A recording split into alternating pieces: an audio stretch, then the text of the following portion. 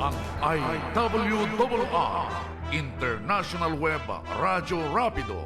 Himpilang may tapang, may puso't malasakit, serbisyo sa bayan.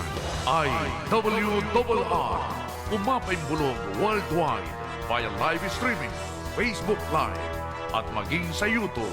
IWRR, International Web Radio Rapido. Ang studio at opisina ay nasa Barangay Bantayan, malapit sa Barangay Hall, Mangaldan, Pangasinan. IWRR, International Web Radio Rapido. Narito na ang muling pagsingkaw ng binansagang Rapido sa radyo.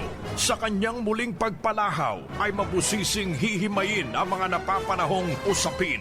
Makikipagpanayam sa mga taong nasa likod at harap ng mga balita. Mas pinalawak, mas pinatindi, mas pinaanghang, mas pinatapang, mas mabalasik, ngunit balansyadong pagsuri ang inyong maririnig. Rapido Alan Season. Isinilang upang ipagtanggol ang kabutihan laban sa kasamaan. Rapido Alan Season. Walang puwang ang kabuktutan, kasinungalingan at pagkamal sa kaban ng bayan. Rapido Alan Season. Rapido Alan Season.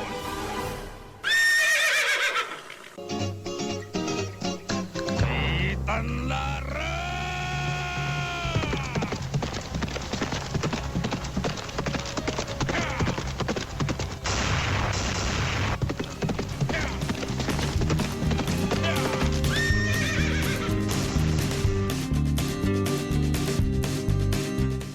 Isang mapagpalayang umaga, makabayan.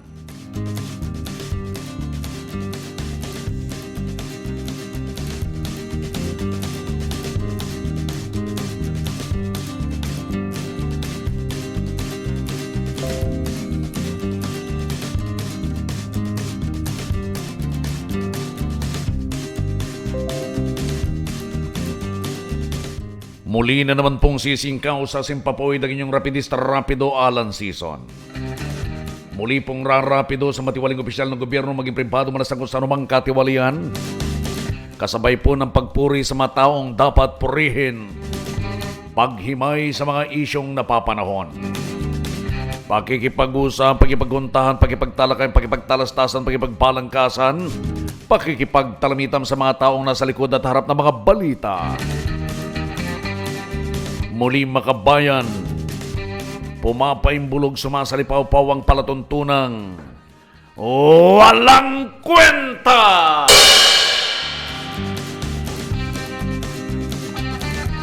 O magsipagpatay na kayo ng inyong mga monitor. Muli pong papaimbulog. Nagbabaga, napakabalasik ho. Kumusta ho kayo sa umagang ito? Sige, kung ayaw ho ninyong magsipagpatay ng inyong mga monitors, manatili ho ka riyan. Perentes kila ba't ita natatang tanagagi? Andi Galawan si rin, Andi Galawan. Inta kayo lang nga po. Tentoy kami. Rapido Ronel, magandang umaga sa iyo. Yes, magandang umaga, Rapido Alan. Magandang umaga po sa inyong lahat, mga kababayan. Kami ho, mga kabayan, ay papaimbulugan ho. Mga maiinit na isyo. Agad ho natin didiscusin din sa atin ho palatuntunan. Sabi ho dyan sa dagupan, talaga nga naman, normal na takbo ng buhay sa dagupan, Rapido Ronel. Masaya, parang piyesta na piyesta. Piyestang piyesta. Pati yung tulay. Oo. Pinagkagasusan na naman. Siyempre. Bago na naman yung... kailan lang December lang. Pinagkagasusan yan. Saan nilagay yung mga doon ginamit na arkos at saka ilaw? Iba na naman yun. Ibig sabihin milyones na naman ho yan. Ganyan bakit hindi natin i-recycle?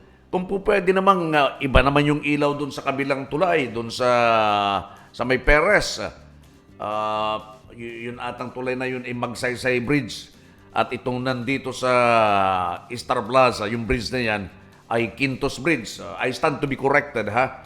Po pwede namang para hindi maumay ang tao, po pwede naman hong pagbaliktarin, dalhin dun sa Magsaysay Bridge. Tapos itong nasa Magsaysay Bridge, dalhin sa Quintos Bridge. Po pwede naman yun para hindi na tayo gumastos. Yan wala ho tayong personal na kon dyan, galit ho dyan. Kundi ito'y obserbasyon na nakararami mga kabayan ko.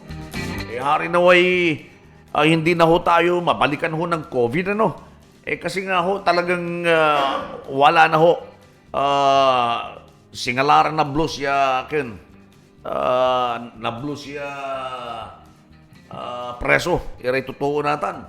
Labay timat agagi. Labay timat ya wala sulikat siyudad na Dagupan o Inerman ya lugar. Gusto ho natin yan mga kabayan ko. Kaya lamang ho, ang sinasabi ho natin, kung hindi naman kailangan magkaroon pa ng bongga sa mga panahong ito, wag muna.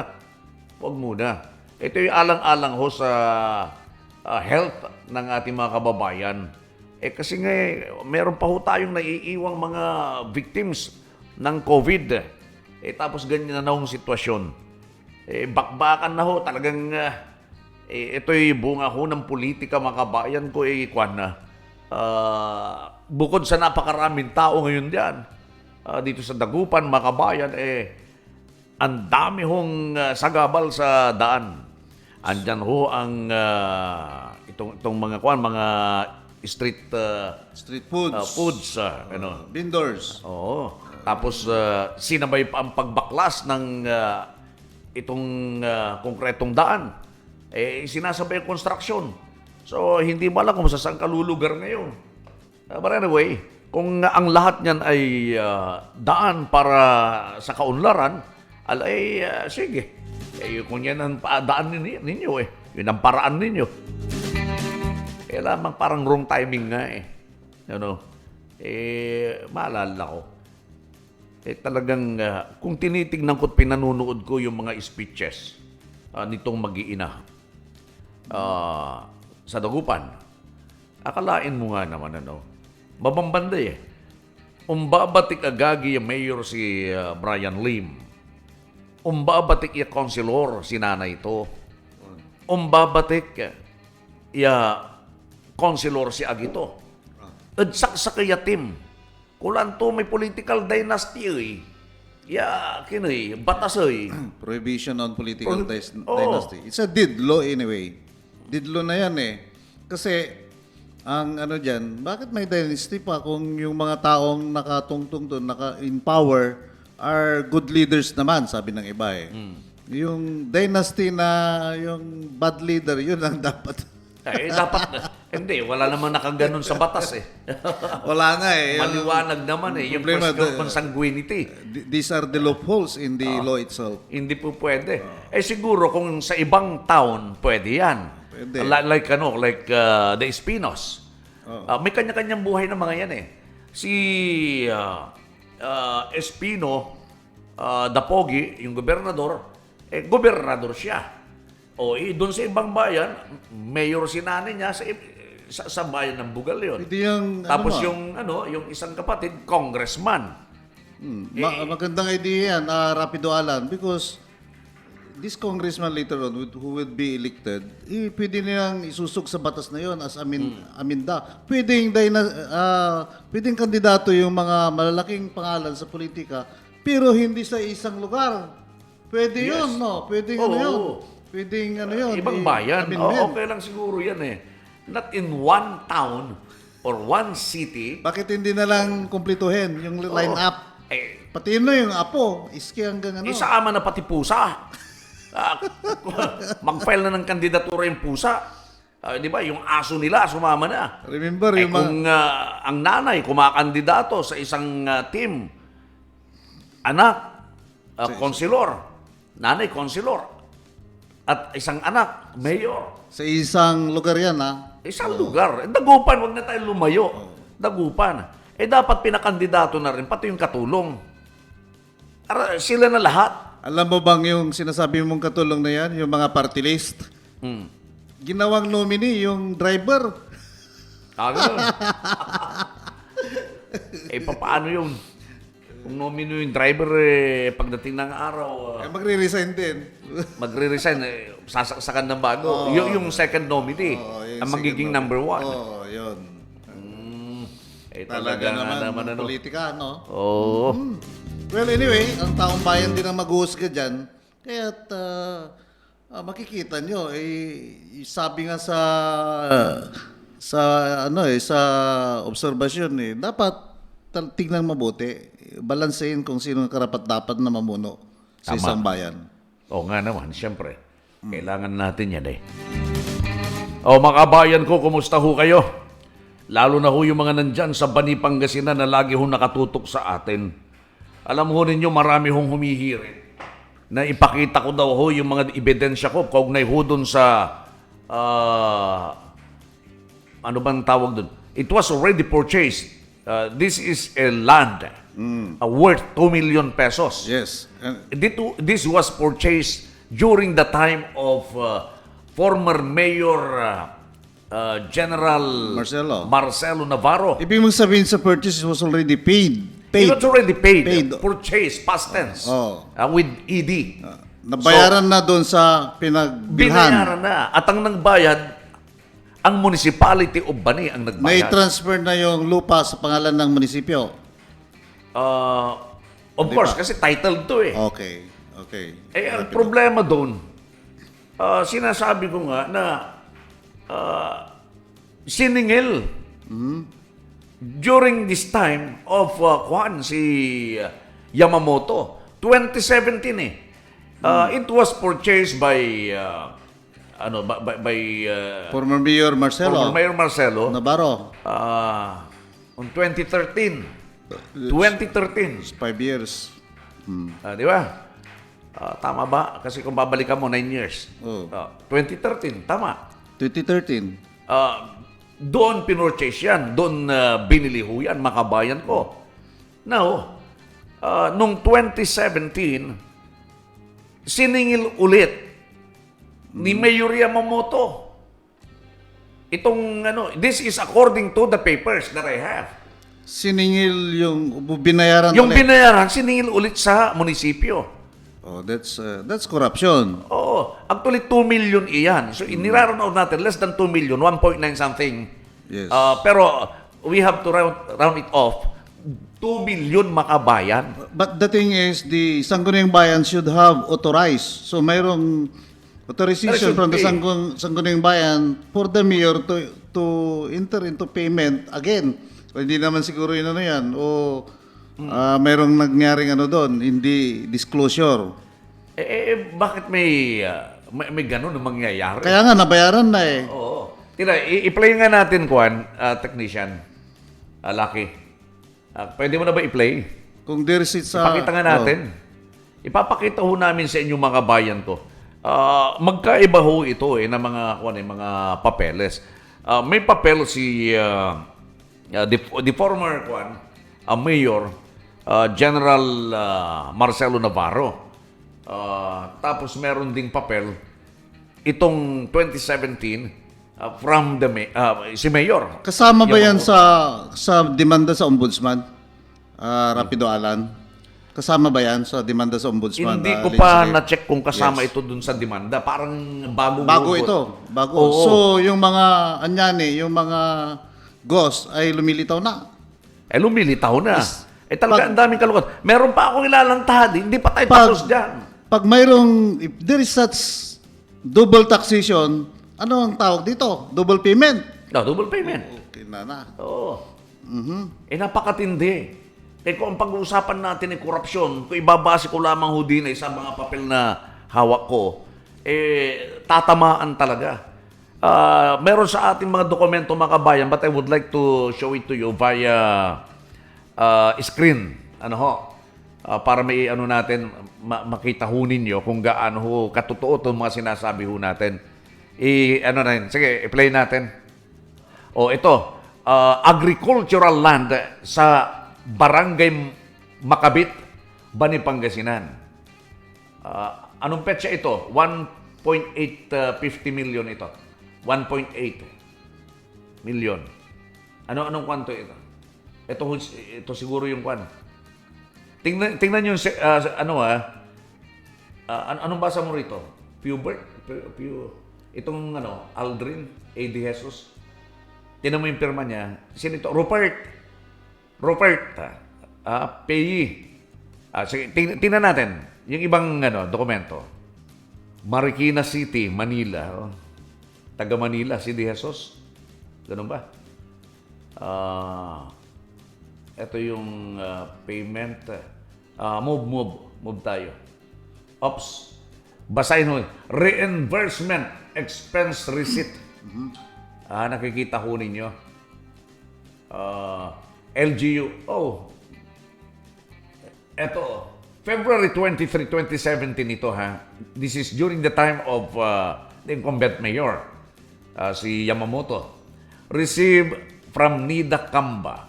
Who is Nida Kamba? Acting Municipal Treasurer. That time. I don't know kung confirm na siya ngayon. The amount of 1,850,000 pesos only. 1.850 for the expenses as follows. Full payment of agricultural land. Makabit, Bani, Pangasinan. Full payment ha. Nakikita ho ninyo. Kinuha ho yan, mga kabayan ko. Dito ho sa Treasurer's Office. Issued by Nida Kamba. Payment for, nasa baba? Subsistence services, rental, nakalagay lang yan. Parang yan, yung nakaporma na yan. Tapos, witness. Malu Kapitan. Sino itong Malu Kapitan na nag-witness dito? Okay? Walang address, walang residence tax number, wala. Payee. Tingnan nyo ho ito si Robert Aldrin De Jesus. Tingnan ho ninyo yung signature niya. Taga Makati City siya, mga kabayan. Yan ang nilagay ho niya. Nakita ho ninyo. Maliwanag ho yan. February 23, 2017. Okay, move mo. Other details. Nakikita mo dyan, bro. Pare.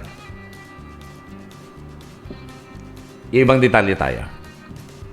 Ito, on January, doon sa taas lang, actually, nasa bandang likod na page ito, mga kabayan. On January 27, 2012, the sum of 1,955,712 pesos. On January 27, 2013, upon the delivery of the instruments of sale and the muniments of title, the sum of 1,955,712 pesos. Ito yung mga nakapirma. So, ito ho yung pagbabayad, mga kabayan. During the time of former Marcelo Navarro, Mayor Marcelo Navarro, Rodolfo De Jesus, nandyan. Ito, may sedula. Kung saan galing. Meron. Ito yung tunay, mga kabayan ko. Ikumpara nyo sa una kanina, sinasabi ko. Yan, Marcelo E. Navarro Jr., Municipal Mayor. Ayan termado ni General Navarro. Okay? Witnesses. Ayan nasa baba. Okay. Itaas mo ng konti. Ayan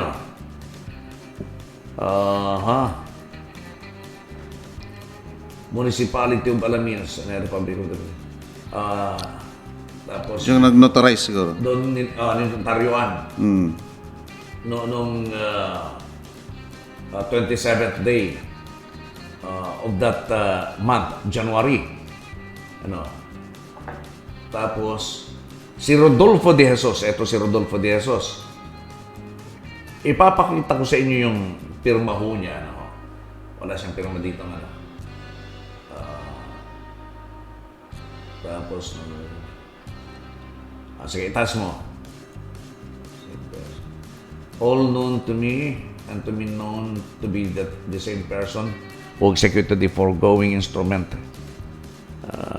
which they acknowledge before me as their free and voluntary act and deed. Witnesses, yan. Attorney Franklin Carreño. Notary Public. Taas mo nga, wala na rito. Yung iba na, sige. Kung itong ikukumpara ho ninyo mga kabayan, sandali lang. Ito, anyway, nakikita ho ninyo mga kabayan, basahin ko yung nasa taas. This conditional sale of real property, know all men by this presence. The agreement made and executed by and between Rodolfo and De Jesus, of legal age, married, Filipino, and with residence at Carmona Estates, Phase 77A, Barangay Lantic, Carmona, Cavite, hereafter referred to as the seller. O, siya ho yung pinanggalingan, ha? Siya yung pinanggalingan. Siya yung may-ari ho ng lupa. And Municipality of Bani, represented by, of course, the Mayor, Marcelo E. Navarro Jr., Municipal Mayor, Bani, Pangasinan, hereinafter referred to as the buyer. Okay? So, maliwanag ho yan. The Municipality of Bani was just represented by The former mayor. Okay. Oo. Yes. Witnessed that, number one, for and in consideration of the sum of 4,911,424 pesos, Philippine pesos, the seller hereby agrees to sell unto the buyer the following described parcel of land. Pakitaas. Okay. A parcel of agricultural land situated in Barangay Macabit, Municipality of Bani, Province of Pangasinan, Island of Luzon, beginning at a point mark, etc., etc. So, nandyan ho, makikita ho ninyo mga kabayan yung sukat ho at saka yung direction, Okay, itaas natin. Beginning, containing an area of 70,000, meaning 7 hectares ito. 992, okay, square meters or more or less. So ibig sabihin mga kaibigan, almost 8 hectares mga kabayan. 8 hektarya, round it off. Kasi 992 na yung hindi kulang na 10,000 yun. Mahigit 70. Mahigit 7 hectares, mga kabayan ko. Number 2, that the buyer hereby agrees to purchase sold parcel of land and said consideration of 4,911,424 tama, on January 27, 2011, or upon the execution of this agreement, that the sum of 1 million pesos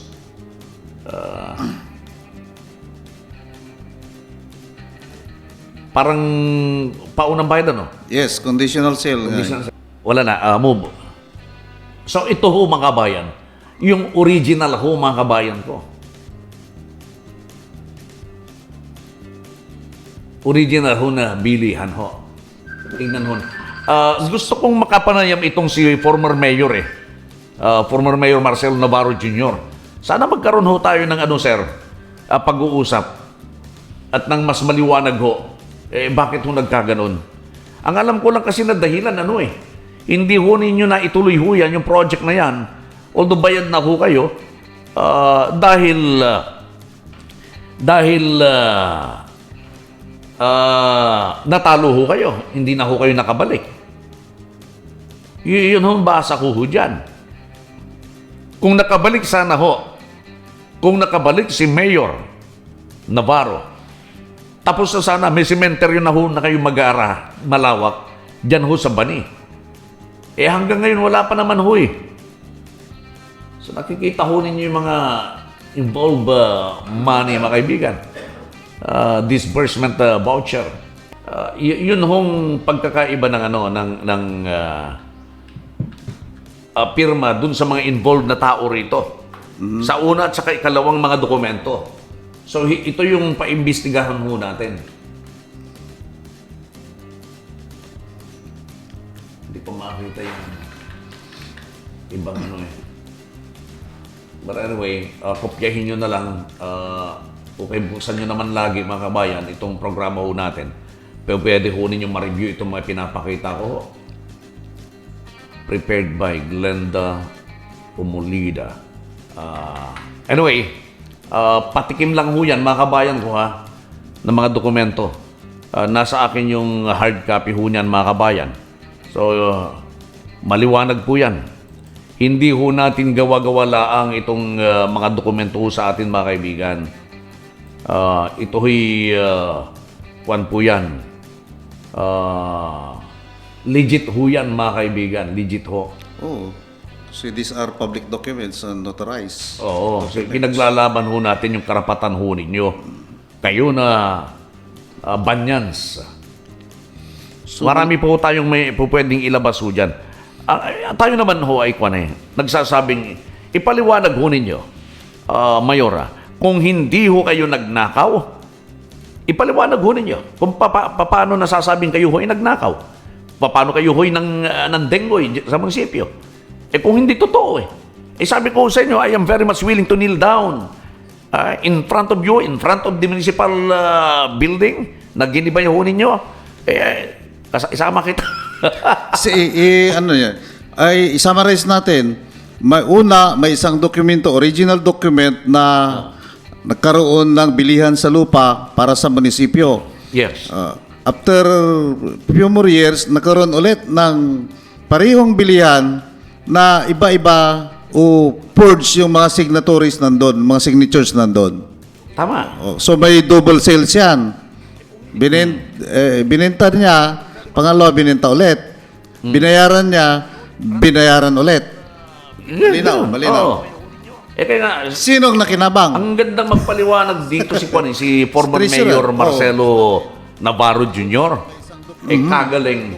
Si Vice Mayor Benji Navarro, baka pwedeng matawagan at ipaliwanag ito. Pwede. Do you have his number? Oo. Kung may number ka sila, tawagan na natin ngayon. Para mas maliwanag. Wala nga akong number. Magandang umaga, Mirna Rebolledo. Good morning, Sir Alan Sabinya, to all beautiful people of the Philippines. Thank you. Watching from Singapore. Tessie Cruz, watching from California. Thank you. Cristina Tugas Fabiana, good morning po. Sabi good morning. Aurelia Manu, good morning, Sir Alan. Taga Burgos Street, Bani ako. Watching from USA. Si Madam Cora Brock, watching also from USA. Good morning. Magandang hapon po dyan sa inyo. Randy J. Castro, magandang umaga po, Sir Alan. At sa lahat po ng mga viewers, thank you so much, Kasin. Ronald Cruz, good morning, Sir Alan, watching from USA. Onglan Tesoro, Tabukol, good morning po, Sir Alan. Mga nakikinig ngayon. Talaga naman, Rapido Alan, talaga. Pag sa power talaga it tends to corrupt. And pag absolute power, it corrupts absolutely. Talaga walang yung greediness ay walang moderate yan, walang sawa. Talaga. No. Oo. Tayo naman, ang trabaho naman din para ilantad yung katotohanan, Rapido Ronel. So kailangan nating sabihin sa sambayanan. Mga nakikinig ngayon sa inyong programa, God bless po, sabi ni Oland Tesoro Tabukol, Rowena Bergunya Encarnacion, good morning po, Sir Alan. Si Madam Cora S.J. Brock, hello Kasin, sabi niya, Dr. Ime Cabildo Uy. Madam Cora, you have to convince Banyans in USA not to give support dito sa mayor ho ninyo hanggat hindi ho niya ipapaliwanag ng tama. Kasi alam ko, kayo ho ay nagpapadala ho ng support sa kanya. Pera, hindi ho ba? O sa ibang mga project ho niya, nagpapadala ho kayo, tumutulong ho kayo. Tama ho ba? Okay, maraming salamat, Sir Alan, sabi ni Madam Tessie Cruz. Okay, welcome po. Beno. Nakakasulasok nga naman. Kapag pinanunood mo tinitingnan mo yung mga pangyayaring ito, na patuloy niya na i-deny. Pag siya ay nandoon sa entablado or sa mga remote areas, ang sinasabi nila ay wag daw maniniwala sa paninira sa kanya. Bunga lang daw ito ng politika. Tama ko, bro? Wala namang paninira doon kasi ito po yung mga dokumento at notarized pa nga eh. Yung mga dokumento. Ang nakakasulasok pa dyan, ang sinasabi nitong si Yamamoto, allegedly, doon sa mga tinatanim natin mga tao riyan, ang sinasabi daw ho niya ay binayaran daw ako Dadi para sana. magsalita. At ang nagbayad daw sa akin, si Atty. Art Amon. Grabe kayo, Grabe. kahit na 5 lang binibigay yung tao. Nagpunta rito yan, wala nga pera eh. Wala kang dalang pakwan eh. Oo. Nagpunta ka rito yan. Sa totoo lang. Dahil pinilit ko kung hindi. Kasi napagalaman ko, nag-consilor din yan. Yes, Si Atty. twice. Amon. Tapos lumaban na board member. Unfortunately, the number 2 slot that time was won by board member Chopilo Humilde. At saka ano yan, in the first place, Rapido Alan, itong si Atty. Art Amon ay isang pro bono lawyer ng foundation ni Ramon Tulfo. So, yung mga biktima na nare-rape, yung mga violence against children, women, ay pinapasa naman ni Ramon Tulfo sa kanya kung yung mga rape victims o violence victims ay taga Pangasinan. Siya naman ay umaaktong pro bono lawyer ng foundation ni Ramon Tulfo. Libre yan, Rapido Alan. Hindi ko kilala ho yan, mga kabayan ko. yung totoo lamang. Nagpunta ho yan dito, napilitan kasi napag-alaman ko na may mga hawak din ho siya na detalye. Ang nagsabi sa akin, itong kausap ko. Itong kasama ko. Na ang sabi ho niya, itong si Rapido Ronel, may kilala ako, sabi niya, na po pwedeng magsalita tungkol dyan. So nabanggit niya sa akin itong si Atty. Amon. Sabi ko, dalhin mo rito. Matagal ko nang gustong makausap, hindi ho nagpupunta rito si Atty. Amon. Hanggang one day, tumawag sa akin itong si Rapido Ronel. Ang sabi niya, kasama ko ngayon si Atty. Amon, sabi niya, attend ng hearing, sa Urdaneta. So sabi ko, dalhin mo rito. Please lang, kako. Ayaw ni Atty. Amon kasi marami pa ho siyang gagawin. Pero pinilit ko ho na pumunta ho rito. So napilitan, nagpunta rito. Pagdating niya rito, nagkaroon ho kami ng pre-interview. Ang pre-interview ang tinatawag ho, off-air interview. Nag-usap po kami dalawa dito sa office. Habang kami nag-uusap, sabi ko, ihanda mo sarili mo, kailangan mong tumayo, kailangan mong maupo doon sa hot seat natin, at ibulgar ang katotohanan. Ang sabi niya, masama daw ang laro ng mga tatamaan. So meaning, maapektuhan din siya. Sa basa ko, baka patayin siya. Yun ho yung basa ko lang sa kanya. May fear eh. Ngayon, habang kami nag-uusap at sinasabi ko yung pwede kong gawin, tumapang ho si Atty. Amon. Sabi niya, sige, sabi niya, handa na ako. Sabi ni Atty. Amon, isisiwalat ko lahat ang ginagawa nila. Samahan mo ako. Sabi ni Atty. Amon, tuwan-tuwa ako, halika na. Sabi ko, hindi ho umaga yung interview ko sa kanya. That's special edition hapon. Special edition, alas 2 ho ng hapon. Kasi pagkatapos ng hearing doon sa Urdaneta, dahil tumawag ka ulit, nag-drop by kami dito sa inyong istasyon. So, ipinaliwanag ko sa kanya na ito ay sa ngalan ng hustisya para sa bayan, tatayo ka. So, hindi ho siya nahirapang nag-isip nung sinabi kong ganon. Tumayo siya na magwi-witness sa katarantaduang nangyayari ho dyan. Tapos sabi ko, sige, punta tayo dun sa booth. Tinuro ko dito. Kasi ang opisina ko, dyan ho sa kabila. So pagturo ko rito, punta tayo dun, sabi ko, sa booth. Punta kami rito. Yun na, in-start ho namin, mga kaibigan. Kaya kahit na alam ho niya na maaalangan ang kanyang buhay, nanindigan na ho siya. Pinangatawanan na ho niya yung laban na ito, mga kabayan. Unti-unti ho na nabubuo natin. Sino nga ba itong si Atty. Amon, mga kabayan? Ikapito ho siya sa 8 magkakapatid. Sa kabila ho ng kahirapan sa buhay ay itinawid nito sa pamamagitan ng pagtitinda ho ng dyaryo, pandesal, at lahat ng marangal na pagkakakitaan ay pinasok po niya. Ganyan ho yung pagkatao ho nitong si Atty. Art Aurelia Amon, mga kabayan. Dahil ho sa mahirap na pamumuhay at nahihirapang makita na hindi sapata ang kanilang pagkain at hindi alam kung saan kukuha ho ng isasaing sa susunod pang araw. Sumama ho siya sa kanyang kapatid at maging kargador sa palengke sa Olongapo City, mga kaibigan. Naging kargador ho siya.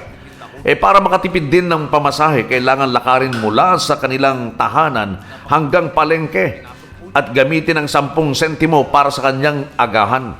Sa palengke ho, tumutulong siya magtinda ng karne ng baboy at kumikita ho siya ng 3 piso sa 3 oras sa trabaho mula alas 11 ho ng umaga hanggang alas 2 po ng hapon. Tinutulungan din niya minsan ang mga namimili bilang tagabuhat ng kanilang mga bayong hanggang sa ito ay mapuno at mabigyan naman siya ng 3 piso para sa 1 oras na pagtulong. Para masiguro na meron siyang makain 3 beses isang araw, tinanggap niya ang trabaho bilang stay-in na boy sa isang karinderya. Sa paghahangad ho na magkaroon ho ng magandang buhay, sumanib siya sa Army ng 3 taon, Philippine Army. Nang matapos ang kanyang serbisyo militar, nagtrabaho siya sa isang pabrika sa Philcor o Philacor. At noong tag-araw ng 1977, ang dating kaibigan na si Michael ay ipinasok siya sa MLQ sa Manuel Luis Quezon University para makapag-aral at makapagtapos sa School of Commerce. Ang kanyang paglalakbay ng halos 10 taon ay may hahalin tulad sa Triangulong Daan. Nagsimula po siya sa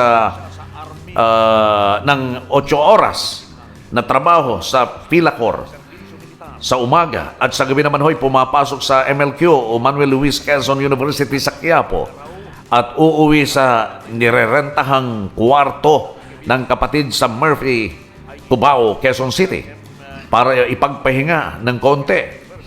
Kahit konting oras, ang kanyang pagod at gigising muli sa ganap na alas 4:30 ho ng umaga para habulin ang shuttle bus ng alas 5:15 upang makaabot sa alas 6 ng umagang trabaho. Hanggang 3 araw bago makasahod ay nakakahiram na siya sa kanyang mga kaibigan o katrabaho ng pamasahe sa jeep papunta sa hintuan ng bus papunta sa kanilang trabaho. Pagtsatsaga ang tanging meron siya sa panahon na iyon, mga kabayan. Kahit na nagtatrabaho habang nag-aaral, nakapagtapos siya ng accounting at nakapasa sa CPA board exam. Para mabigyang halaga ang kanyang iba pang oras, nagpatuloy siyang mag-aaral ng abogasya sa gabi sa parehong universidad. Sinubukang hanapin ang swerte noong 1991 at siya ay ng ibang bansa at pumunta ho ng Saudi Arabia bilang OFW. Sa kasawiyang palad, siya po ay bumalik sa Pilipinas at sinubukan na lamang na nilang dalawa magkaibigan ang pagtitinda ng kotse at mga truck. Kasunod nito, sinimulan niyang itayo ang insurance agency at nagsimula na din sa kanyang auto repair shop. Ipinagpatuloy din niya ang pagiging abogado at sumubok sa pagsusulit at kanya naman itong napagtagumpayan. Kaya naging abogado ho siya. Dahil naibigan na ang pagiging abogado, iniwan ang pamumuno sa kanyang car repair shop sa panganay na anak na lalaki at sa kanyang asawa naman na ang insurance agency. Dahil sa kagustuhang maglingkod sa taong bayan, pinasok ang politika at nanalo naman ng 2 beses sa kanilang bayan ng Bani. Sa paglipas po ng mga taon, Kasama ang kanyang pamilya, meron na silang iba't ibang negosyo gaya ng paupahan, smoke emission at driving school. Sa kasalukuyan, sinusundan ng kanyang anak na si Paul Elbert ang kanyang yapak bilang abogado at kasama niya ngayon sa paglilingkod sa kanilang tanggapan. Sa pagtsatsaga, nakapagtapos lahat ang kanyang 5 anak sa kolehiyo mula sa business entrepreneur, abogado, arkitekto, medical technologist, doctor of medicine at interior designer. So, ito ho yung mga kaibigan na pagkatao ho nitong si Amon. So, hiniling ko ito mga kabayan ko para malaman ho ninyo bakit ganun na lamang ho ang pagmamalasakit ng taong ito sa taong bayan dyan ho sa Bani. Hindi ako nanghihinayang na ubusin ko yung 1 oras mga kaibigan para dito ho sa bayan ho ninyo na Bani. Malinis ho yung ating hangarin dito mga kabayan ko. Wala ho tayong hiningan ng pera kahit na sino dito ho sa mga politiko ho ninyo. Wala ho. Wala naman ho akong binabayaran dito sa estasyon ito sapagkat ito ay pag-aari ko mga kabayan. Maliban na lamang ho sa pagpupurchase ko ho ng mga aparato para mas mapaganda ang atin ho signal at sa pagbabayad ho ng kuryente mga kabayan. Kuryente at saka internet. Internet. Nakita natin na kasama rapido yung pagsisikap, pagtitega ng isang attorney Artemio Art Amon. Tingnan mo dyan sa larawan ay kasama niya po talaga si Ramon Tulfo dahil siya ang abogado ng foundation nila. Itinas pa nga yung kamay dyan po sa larawan ng yung binasa kanina. Okay. So, yun ho ang ano natin. Tingnan mo nagiging vehicle nila sa mensahe. Itong ating program. Si Aimee or Imi Cabildo Uy. Hi, Manang Cora. Sabi niya, wondering how you noted I was listening. I was surprised too. I did not, I did an am. Ha ha ha. Sabi niya. Tapos sabi naman ni Madam Cora, I saw your status online that you are watching. Sabi niya. Kasi niya, I heard Bani. That's interesting to continue. Though didn't get to know the whole issue. Yun. Madam Imi or Aimee, para ho sa inyo ito. Baka naman lalaki kayo. Imi. Sorry ha. Ganito po yan. Ako ho ay namasyal sa Bulinaw at nadaanan ko ho yung munisipyo ng Bani. Nung makita ko yung munisipyo ng Bani naggiba, ginigiba pa at that time, ginigiba. Nagtaka ako. Naghanap po ako ng solusyon kasi napakagara na munisipyo. Bakit giniba? So, naghanap po ako ng solusyon kung paano ho ako makakahanap ng taong makakapanayam ko. Of course, I don't want to get in touch with the mayor kasi siya yung iimbestigahan ko as investigative journalist mga kabayan ko. Now, nakatagpo ako ng tao na po pwede hong magsabi sa akin kung ano talaga nangyari. Hanggang sa ito nga si Rapid Ronel, ito nasa harapan ko. Ito ho mga kabayan na nagdala rito kay Attorney Amon mga kabayan. So with that, tayo naman ho'y nanaliksik pa. Hanggang sa lumalim ho yung pananaliksik ho natin. Until such time na napagalaman ho natin na itong munisipyo ay hindi po pwede hong gibahin, hindi po pwede hong tapyasin o anong gawin ho dyan. Hindi po pwede. Kung ang definition ho ninyo, sabi ko nga, dun sa renovation ay to restore the municipal hall, okay ho yan. Pero kung ang definition ho ninyo, dun sa renovation ay gibahin ang isang portion, hindi pala po pwede ho yun. Ito ho ay nakapaloob kasi dun sa National Heritage and Cultural Commission, Mga kabayan. So hindi ho po pwede. Kung ano ho ang itsura niya, ire-restore mo lamang yan. Yes, katulad ng ating provincial Capitol Hall. Doon sa Lingayen, ni-restore lang yan Pero yung original na niya, yun pa rin. Andun pa rin. Oo. Ito mga kabayan ko, binaklas ho, giniba ho, buo ho mga kabayan. may naiwan lamang ho na poste dahil natigil sila nung binanatan na ho natin, nung nirapido ko na ho sila, mga kabayan ko. Huminto ho sila dun sa poste. Pero yung mga poste ho, kalansay ho yan.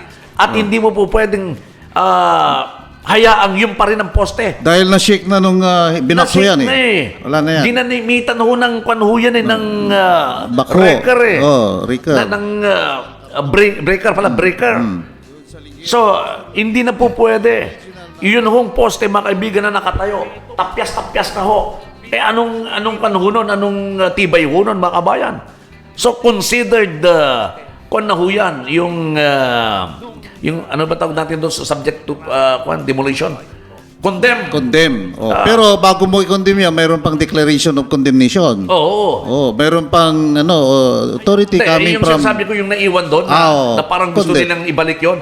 Condemn na yan. Subject for Condemn na yan. Condemn na In fact, in relation to your argument, kasamang Rapido Alan, yung may long sulat si Vice Mayor Benji Navarro kay sa Chief Executive kung ipapaliwanag nila kung mayroon nga talagang clearance sa National Historical and Cultural Commission yung paggiba. Kung talagang meron. Until na wala pa. I think it was the previous days na nagkaroon ng sinulatan Hindi naman siya. sila po pwedeng kumuha nun ng antedated. Hindi pa pwede.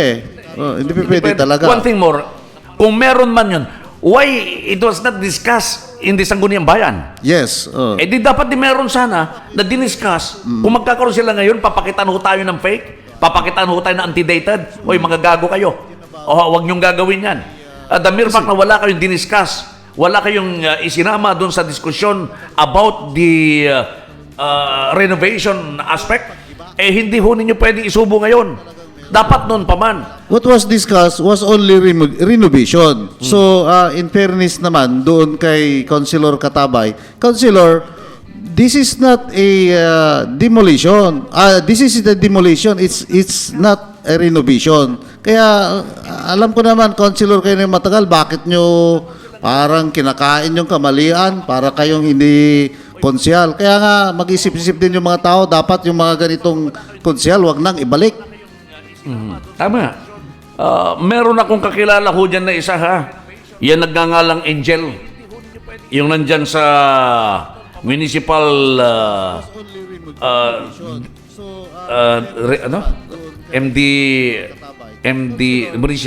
Municipal Disaster MDRRMC. Risk reduction. Risk reduction. Ang pangalan niya, Angel. Yes.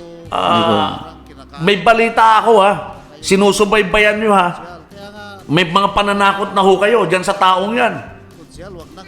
Ito nakakarating ho sa akin. Gusto kong makausap yon kasi may nakarating ho sa akin. Na siya ho ay tinututukan na ho ninyo. Tinututukan, sinusundan na ho ninyo. Dapat ang tutukan nila, Rapido Alan, yung IWRR, tutukan nila dito para magpaliwanag. Marami kasing alam itong a certain Angel. May Hindi ko pa Angel nakita nga to mahirap yan, Angel yan. Mahirap kalabanin yan.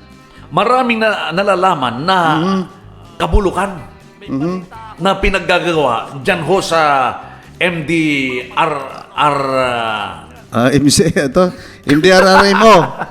MDRRMO.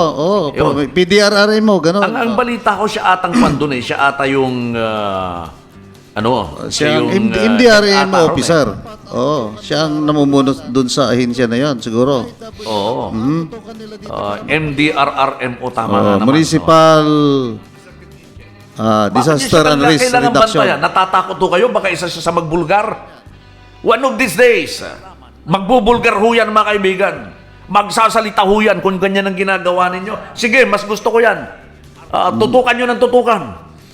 Kayo, Mayora, tutukan nyo ng tutukan. Magsasalita ho yan. Maraming sasabihin ho sa akin yan. Kasi whether we like it or not, it's barely 2 weeks from now or until June 30 midday, no? Hindi na siya ang mayor. So, tayo mga kababayan, Huwag na kayong matakot. huwag kayong Mawawala matakot. na siya. Hindi na siya magiging mayor, mga Huwag kayong kabayan. matakot. At tiyakin na ho ninyo na hindi na makabalik even vice mayor. Kasi nakikita ho natin yan. Once na nanalo ho, mga kabayan, yung si Palafox, siya ho ang magme-mayor. Pero kung ang nanalo ay si Art Amon, kahit na mag-vice mayor ho yan, hindi na ho magagamit ho niyan yung tapang ho niya, yun hong kalokohan ho niya, hindi na ho niya magagamit. But much better kung si Palapokso ay matalo at matalo rin itong si itong si Gwen Yamamoto. Jen Palapok, Yamamoto. Alam mo, natatakot sila dyan dahil pag hindi sila po na-elect ay talagang matatakot sila dahil marami silang tinatago na kababalaghan. Ngayon pa nga lang dahil namumulat na yung taong bayan dyan sa bayan ng Bani, ay maraming nagbibigay ng informasyon na Rapido Alan na talagang mga sabihin nating anomalya dyan sa bayan ng Bani.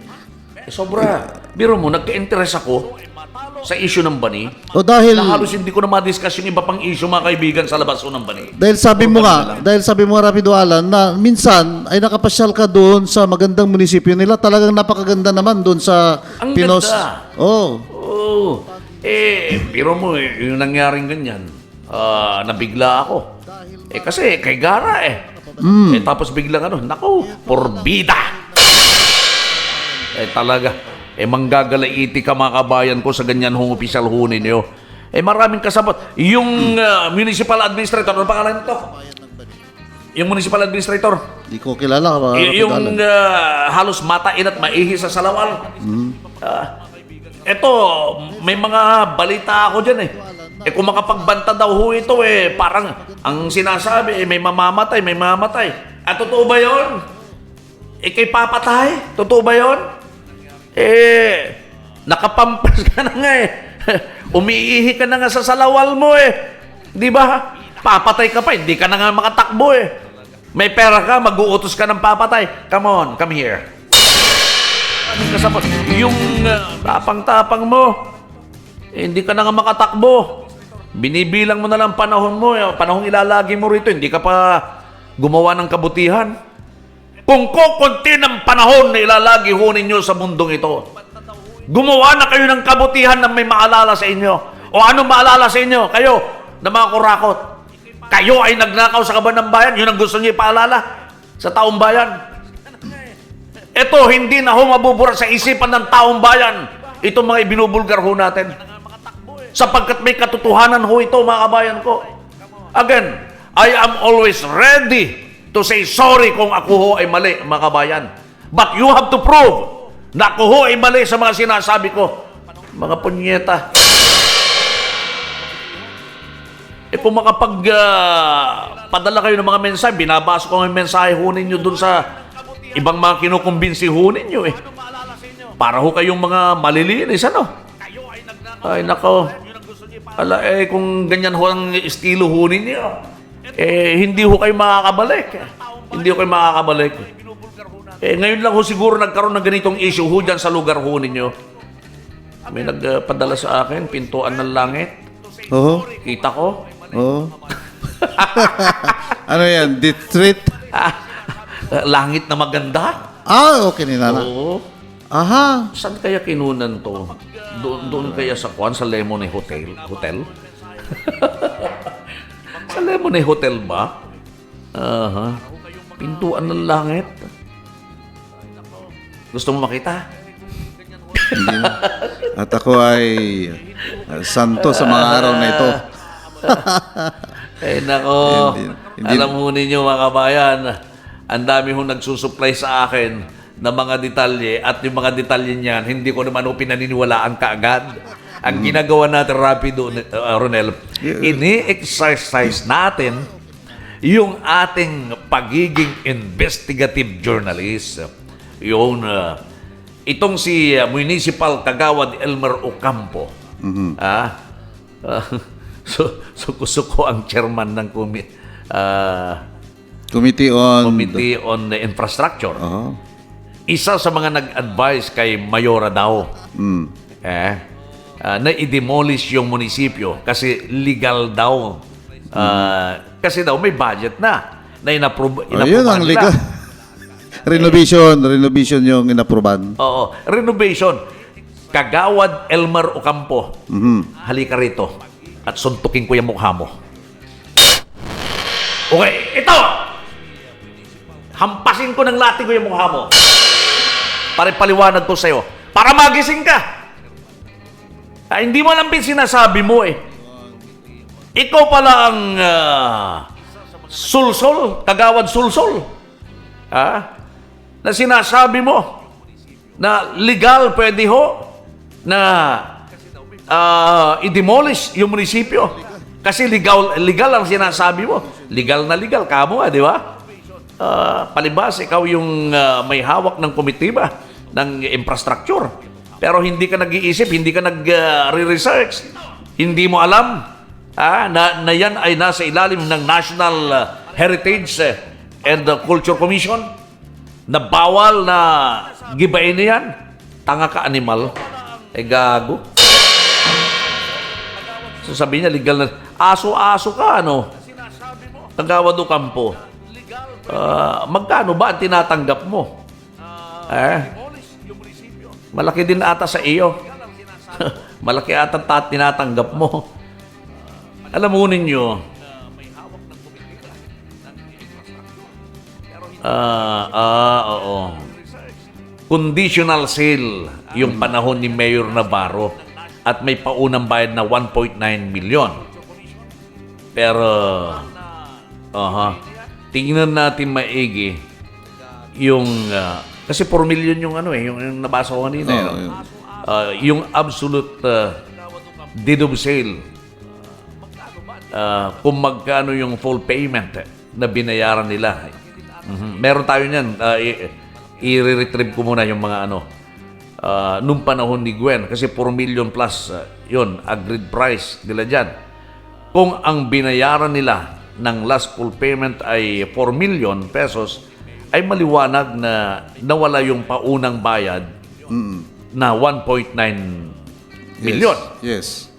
Kasi kung yun, kung meron ho yun, kung wala ho yan, eto nga, ang sabi ko nga, kung sa tingin ho ninyo ay nagkamali ako, bigyan nyo ako ng papel, dokumento. Then, I'm going to retract.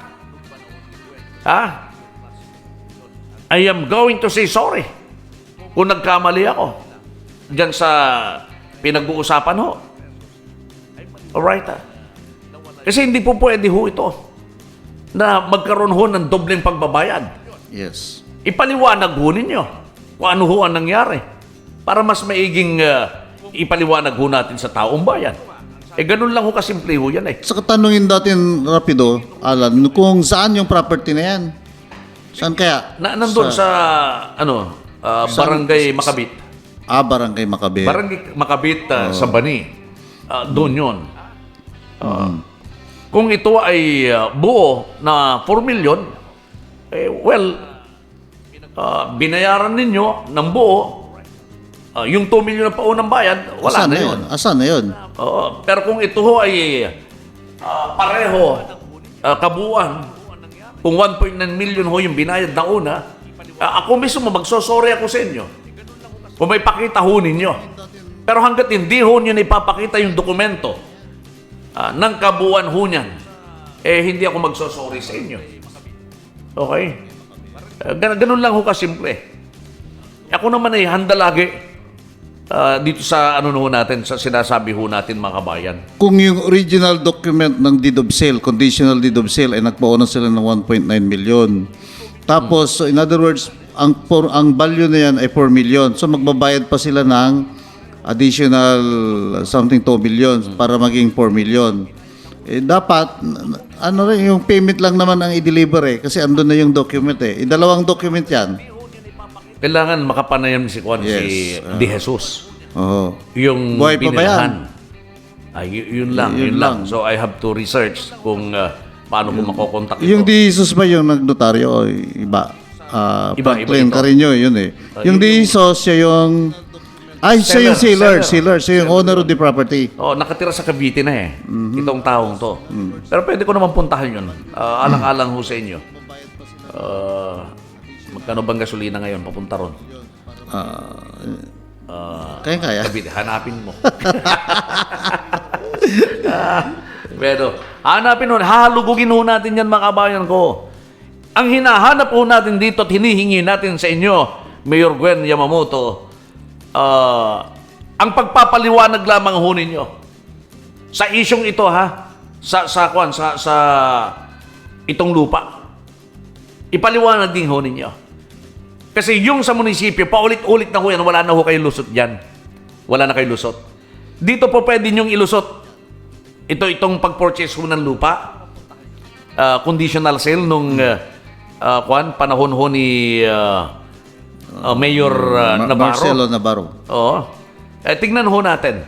Kung yan ho kaya ay pinagpatuloy ho ninyo or yan ho ay hindi naman ho ibinigay. Kasi kung kinuha ho ninyo, ito maliwanag ho dyan 2017, nung muli ho kayong sumingil ng less than 2 million or 2 million, sabihin natin 2 million sa munisipyo. And it was issued by NIDA, the treasurer. Kung yun ay hindi nyo naibayad nung panahon na yon at nandyan pa yung pera sa inyo, that is a problem. Diba? So wala ho kayong plano na bayaran ho ng buo kung ganun ho ang sitwasyon. Kung ngayon ho ninyo babayaran, malaking kaso ho yan. Kasi dapat yung chiki na 2 million hindi nila naibayad. It will revert back to the General Treasury. Tama. Kasi kung po pwedeng sabihin natin na kasi hindi pa nga pala buo o hindi pa buo yung kung 4 million hindi pa nabuo during the time of former Mayor Navarro. Di dapat bubuin yun. Kung sabi niya, hindi namin magawa kasi hindi pa namin bayad pero pwede yun, nasabihin mo noong unang termino mo hanggang sa ikalawang termino mo. Pero nung nakuha mo na yung another 2 million, dapat buo na yan, nabayaran na. So anong ginawa mo dito sa mahigit isang termino mo na nasa iyo yung pera na nakobra ninyo sa munisipyo? Ba't hindi nyo binayad? Ba't hindi nyo nagawa yung sementeryo? Ganun lang yun. So parehas din yan na merong pagkakamali. Kasi intended for that project. Bakit walang proyekto na public cemetery of Bani? Bakit wala? Meaning, may nangyayari ho na masama. Pero nung nakuha mo na, paalam na tayo. Hina-high blood na ako buo na yan. Mag-take ka ng losartan. Hindi nga pala ako nakapag-commercial. Hindi bale. May isang may bukas pa naman mga kabayan. Talagang tuloy-tuloy ho yung pag-uusap ho din may susunod pang panahon, may bukas pa naman mga kabayan. Yung binaya. Erna Porra, dahil sa demolition ng Municipal Hall sa Rapido ay nagsilabasan ang maraming multo dyan. Ganon. Good morning, Sir Alan, watching from Bani. Sabi ni Colette, SK o ZK? ZK. Amy Cabildo, uy, Sir Alan, thanks for your info. My father, my brothers and sisters, open and close parentheses, 3 coming from LA to visit us for 3 weeks. Wet to visit Bani. Wet to visit Bani for 2 days. We're surprised to have seen the municipal hall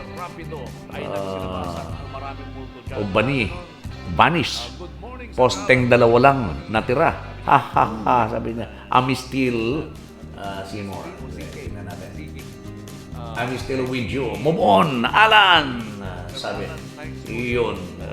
Sige. Darating. Masusurpresa sila talaga. Pag yan ang nakita nilang wala poste na lang naiiwan. Jenny Stonilio, good morning Sir Alan Rapido and Rapido Ronel, watching here in RHU. RHU, saan yan? Sa Lawak. Yun. Yeah, speaking of Balak, binabati natin si Mayor Balderas at saka si Vice Mayor Vice Nelson Mayor Gayo. Attorney Nelson Gayo. Kumusta kayo dyan, mga brother? Sige po, mag-iwan na ho kami ng isang magandang umaga, mga kabayan, ha? Bukas ho, kwentuhan lang ho ito, mga kaibigan. Yes. Ganun lang ho. Pagsasaliksik lang ho ito, yung ginagawa ho natin. At nang mailabas ho natin ang katotohanan. Thank you. Good morning. Yes, thank you very much.